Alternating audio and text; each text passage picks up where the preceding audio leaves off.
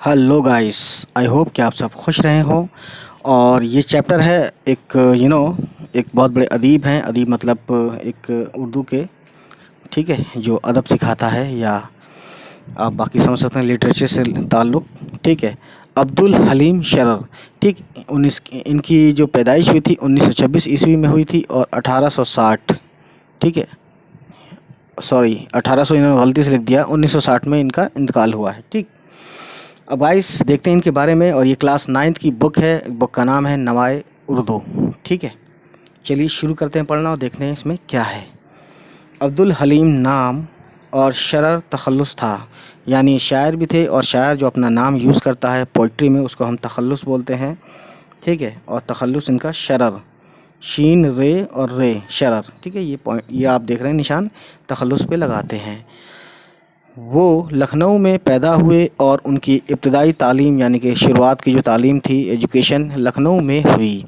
बाद में उनके वालिद हकीम तफज़्ज़ुल हुसैन ने उनको कलकत्ता मटिया बुर्ज बुला लिया।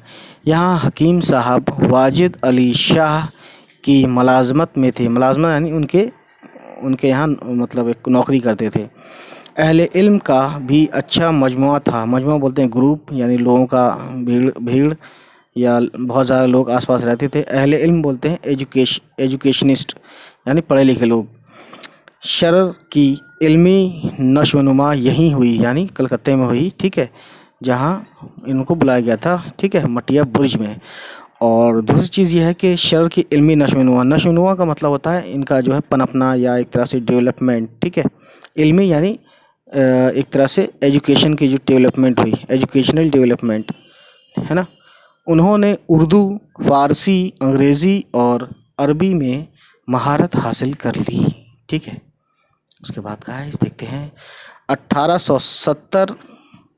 ये यार 1870 क्या है, ये हो सकता है 1970 हो। इसी में शरर को फिर लखनऊ वापस आना पड़ा, या 1870 ही हो, जो भी है, बहरहाल बुक में दिया हुआ ये। लखनऊ आकर शरर ने अपना इल्मी मशगला बराबर जारी रखा। मुख्तलिफ़ अहले कमाल से फैज़ हासिल करते रहे। अहले कमाल यानी कमाल के लोग, या जिनको बहुत ज़्यादा हुनर था। ठीक है, तालीम से, या तालीम का हुनर था, या जो भी कह सकते हैं आप। ठीक है, अदबी दुनिया से। और 1870 ईस्वी में शरर को फिर लखनऊ वापस आना पड़ा। लखनऊ आकर शरर ने अपना इल्मी मशगला यानी कि जिसमें आप बिज़ी रहते हैं, ऐसा कोई काम, यानी एजुकेशनल एक्टिविटीज़, है ना, पढ़ने लिखने वाले काम, बराबर जारी रखा। मुख्तलिफ़ यानी कि अलग अलग अहले कमाल से फैज़ हासिल करते रहे। फैज़ का मतलब है फ़ायदा लेते रहे। 1889 ईस्वी में वो मज़ीद, यानी मज़ीद मतलब होता है ज़्यादा, मज़ीद तालीम के लिए दिल्ली गए, यानी उन्होंने पढ़ाई को जारी रखते हुए और ज़्यादा। दिल्ली पहुंचकर शरर ने न सिर्फ तालीम हासिल की बल्कि तसनीफ़ व तालीफ़, यानी लिखने पढ़ने का काम, लिखना पढ़ना, ये सब, किताबें छापना, ये सब, है ना, का सिलसिला भी शुरू कर दिया। यानी कि उन्होंने पढ़ाई लिखाई का काम भी शुरू कर दिया, यानी कि जो लिखने का, अखबार में लिखना या मैगज़ीन लिखना, या जो भी आप समझ सकते हैं। ठीक, या कोई बुक लिखना। ठीक है, दिल्ली से लखनऊ वापस आने के बाद 1881 ईस्वी में उन्होंने अवध अखबार की मुलाज़मत कर ली, जिसमें बराबर मज़ामीन लिखते रहे। ठीक है, मज़ामीन यानी टॉपिक्स वगैरह, किसी टॉपिक्स पर।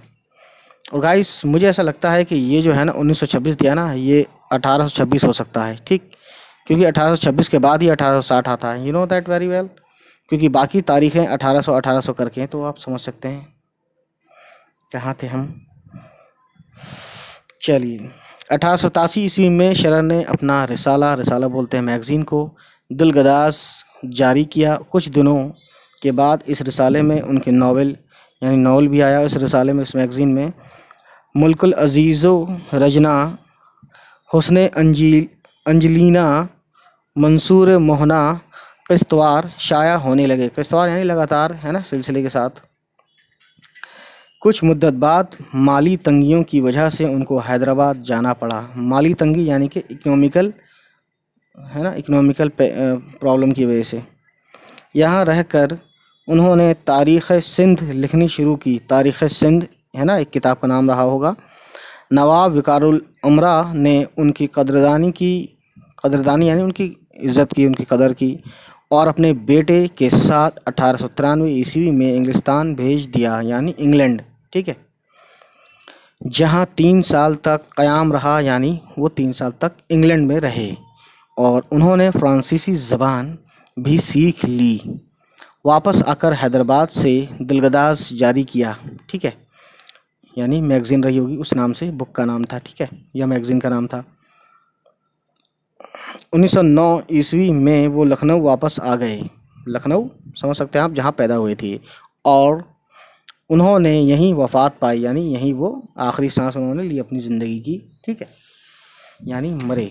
और सॉरी, ऐसा नहीं कहना चाहिए, इंतकाल हुआ, इज़्ज़त में थोड़ा कहते हैं, ठीक है। अब्दुल हलीम शरर ने उर्दू में तारीख़ी नावल की इब्तिदा की। तारीख़ी नावल यानी कि जो हिस्टोरिकल नावल होती हैं, है ना, उर्दू में हिस्टोरिकल नावल की इब्तिदा, अगर आपसे कोई नाम पूछे तो आप अब्दुल हलीम शरर का नाम लेंगे, जिन्होंने तारीख़ी नावल उर्दू में उसकी शुरुआत की।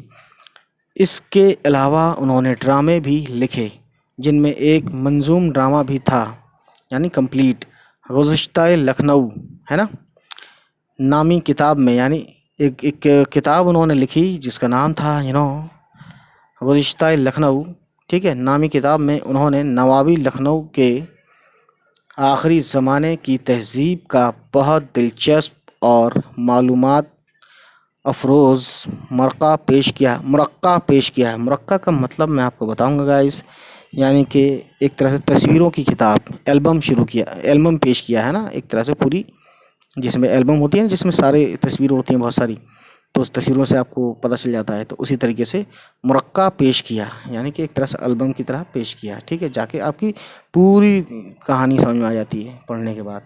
सो गाइस, आज की वीडियो, इसमें आज की कहानी इतनी ही। तो हम आपको बताएंगे नेक्स्ट टाइम, जो इन्होंने अपना काम किया है, और इस बुक में जो छापा गया है ना, NCERT की बुक है, नवाए उर्दू देहात की ज़िंदगी, इसको हम नेक्स्ट टाइम पढ़ेंगे। तो आज इतना ही, चलिए फिर मिलते हैं, बाय बाय, टेक केयर।